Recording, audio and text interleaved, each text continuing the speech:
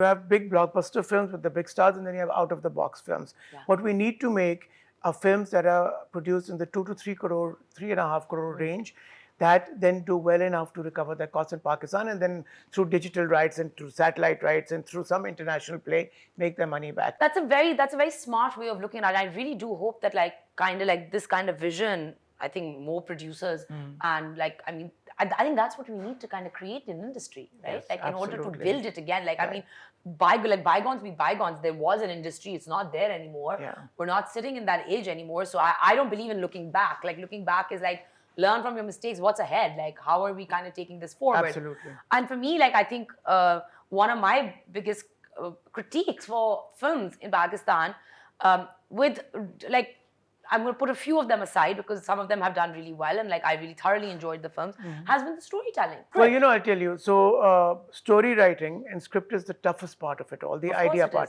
And that's not just a Pakistani problem, that's a global issue.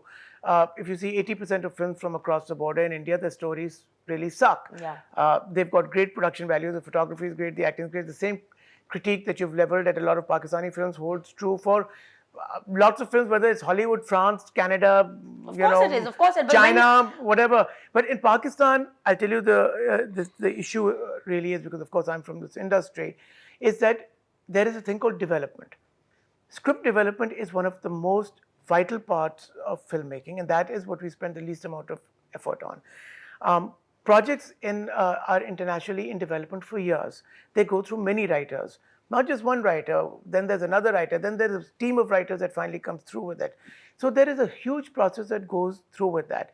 Right now, I'm a co-producer on an international film called Vakre, and I'm not creatively involved with that, but I am one of the producers on it.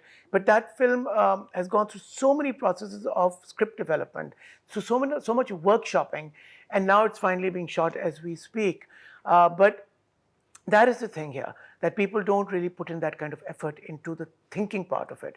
Baji, for example, for all its pros and cons, whatever, but I spent a year and a half on that film developing it before we went and shot it. And so guys, if you're a storyteller, like, please go and do some writing courses. Like, there are so many available online now. I think that's something that like, maybe we should develop more than like filmmakers. It should be storytellers. Like, actually writers is where we need to invest. Yeah, film schools, all the big universities now, colleges have film programs. I think writing, it should be an integral part of your film degree. Of course, it needs to be. And maybe like if we don't have that kind of thing, literature, like studying, like I even sometimes say that like, okay, like even if we're in the very birthing, let's say that like, forget like bygones be bygones. Like you said, that we're ushering in a new era. There's all sorts of content that's being consumed.